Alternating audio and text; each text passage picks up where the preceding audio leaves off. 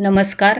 दिवाळीच्या जास्तीत जास्त पदार्थांमध्ये बेसन पीठ आणि मैद्याचा वापर केला जातो. पण आज आपण जी रेसिपी बनवतोय ती बेसन पीठ आणि मैदा न वापरता बनवणार आहोत. त्यासाठी आपण 1 कप मूग डाळ 2 तास भिजवून घेतली आहे आणि निथळून घ्यायची. पाणी पूर्णपणे काढून घ्यायचं त्याचं. आता मिक्सरच्या भांड्यात टाकून डाळ पाणी न टाकता बारीक वाटून घ्यायची आहे. गरज वाटल्यास एखादा चमचा पाणी टाकायचे आहे, जास्त पाणी टाकायचे नाही. डाळ वाटताना त्यात अजिबात डाळ राहायला नको याची काळजी घ्या, नाहीतर ते लाटताना जमणार नाही. आता डाळीच्या वाटणात 2 चमचे बारीक रवा आणि 2 चमचे तांदळाचे पीठ टाकून मिक्स करून 10 मिनिटं हे बाजूला ठेवून द्यायचं आहे. म्हणजे त्यातला रवा पाणी शोषून घेईल आणि मिश्रण थोडं घट्ट होईल. म्हणजे आपल्याला दुसरे पीठ टाकताना जास्त पीठ टाकायची गरज लागणार नाही. तुम्हाला जर माझ्या रेसिपीज आवडत असतील तर मालाच किचनला लाईक, शेअर आणि सबस्क्राईब करायला विसरू नका. आता पिठात आपल्याला मसाले टाकायचे आहेत. त्यात प्रत्येकी 1 चमचा लाल तिखट, हळद पावडर, ओवा, जिरं आणि बारीक कुटलेली काळी मिरी टाकायची आहे आणि 2 चमचे तीळ टाकायचं आहे आणि 1 चमचा कसुरी मेथी आणि थोडासा हिंग टाकायचा आहे. आता आपण याच्यात मेन इन्ग्रेडियंट आहे गव्हाचं पीठ. ते आपण कपाच्या मापानुसार 1 कप घेतलेलं आहे. त्यातला अर्धा कप आधी टाकून घ्यायचं आणि पीठ मिक्स करून घ्यायचं. गरज वाटल्यास थोडं थोडं पीठ टाकत जायचं आहे. या ठिकाणी तुम्ही थोडा मैद्याचाही वापर करू शकता, पण मी इथं नुसतं गव्हाचंच पीठ वापरलेलं आहे. हे पीठ आपल्याला घट्ट मळायचं आहे. पीठ सर्व टाकून झाल्यावर नंतर आपण त्यात मीठ टाकायचं आहे, कारण आधी जर पीठ कमी जास्त झालं तर मीठ जास्त होण्याची शक्यता असते. त्यासाठी सर्व पीठ मिक्स करून झाल्यानंतर मीठ टाकायचं आणि थोडं चमचाभर तेल टाकायचं आहे आणि घट्टसर पीठ मळून घ्यायचं आहे.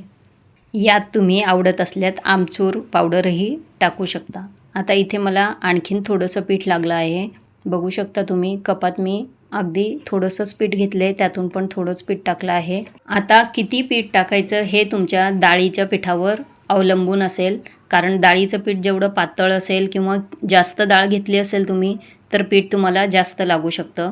त्यासाठीच आधी सांगितलं मी की डाळ दळताना त्यात पाण्याचा अजिबात वापर करायचा नाही, म्हणजे इकडे आपल्याला गव्हाच्या पिठाचा जास्त वापर करावा लागत नाही. आता आपण साठा तयार करूया. त्यासाठी 1 मोठा चमचा मैदा घेतला आहे आणि त्यात वितळलेलं 2-3 चमचे तूप टाकायचं आणि असं मिक्स करून बाजूला ठेवून द्यायचं आहे. साठा बनवण्यासाठी तुम्ही मैद्याऐवजी तांदळाच्या पिठाचाही वापर करू शकता. आता पीठ आपल्याला परत एकदा मळून घ्यायचं आणि याचे 2-3 एकच आकाराचे गोळे तोडून घ्यायचे आहेत आणि लाटून घ्यायचे पातळ.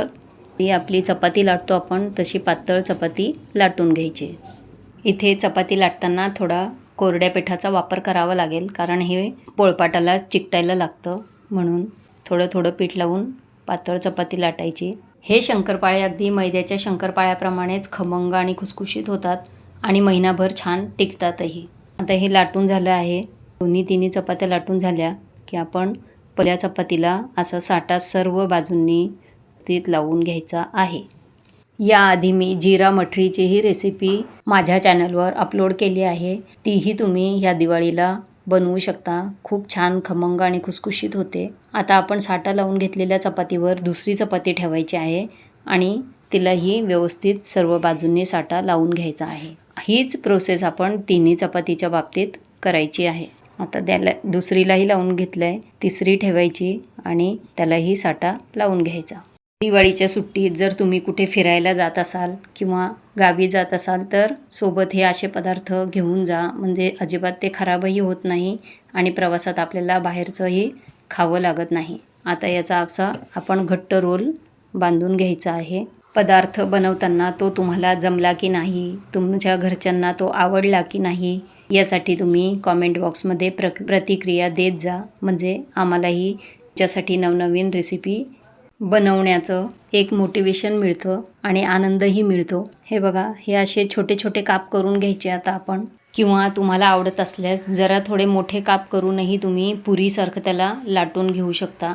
आता हे असं आपल्या बोटाने असं एक एक एक एक चपटी करून घ्यायची. ही जे कापून घेतलेले आपल्या पेढे आहेत ते चपटे करून घ्यायचे किंवा तळहाताने चपटे करून घ्यायचे, किंवा तुम्ही त्याला लाटण्याने लाटून घेतलं तरीसुद्धा चालेल. किंवा दुसरा प्रकार दाखवते. हे अशी आपण एक चपाती, साधी चपाती लाटून घ्यायची गोल पातळ, आणि जसं आपण शंकरपाळे कातून घेतो ना कातणीने, तसे कातून घ्यायचे. चौकोन आकाराचे किंवा डायमंड शेपमध्ये, तुम्हाला जसे आवडत असतील तसे कोणत्याही प्रकारे तुम्ही ही शंकरपाळी बनवू शकता. खूप छान खमंग खुसखुशीत होतात आणि खूप चविष्ट लागतात. शिवाय त्यात आपण गव्हाचं पीठ आणि मूग डाळ वापरली आहे, त्यामुळे नेहमीच्या आपल्या शंकरपाळ्यापेक्षा याची चवही थोडीशी वेगळी लागते. तेल तापलं आहे, आता आपण त्यात मध्यम गॅस करायचा, अगदी मध्यम. सुरुवातीला लोच ठेवायचा, तापून घ्यायचं, मग लो करायचं आणि त्याच्यानंतर मग आपण हे टाकायचं आहे त्याच्यात शंकरपाळी आणि काचेवर जुनी अलट पलट करत छान सोनेरी रंगावर तळून घ्यायचे आहेत. लवकर तळायचा प्रयत्न केला तर आतमध्ये ते कच्चे राहतील आणि मग कुरकुरीत होणार नाही. मग तुम्ही म्हणाल की मऊ पडले. आता जी चौकोन आकाराची शंकरपाळी कापून घेतली आहे ती सुद्धा तळून घेऊया. ही सुद्धा मंद गॅसवरच तळायची, सारखं अलट पलट करून तळून घ्यायची, म्हणजे ते आतपर्यंत शिजलं जातं. म्हणजे आत कच्चं राहिलं ना पीठ तर मग ते कुरकुरीत लागत नाही, मऊ लागतात. मग त्यासाठी मंद गॅसवर पेशंटली त्याला तळायचं आहे. हे बघा, तोडून दाखवते मी तुम्हाला. याचा कुरकुरीतपणा कळून येतो आहे तुम्हाला. अजून गरमच आहे. खूप छान झालेत चवीला पण. या दिवाळीला नक्की करून बघा. रेसिपी आवडल्यास मित्रमैत्रिणींना, नातेवाईकांना शेअर करा, लाईक करा आणि सबस्क्राईब करा. धन्यवाद.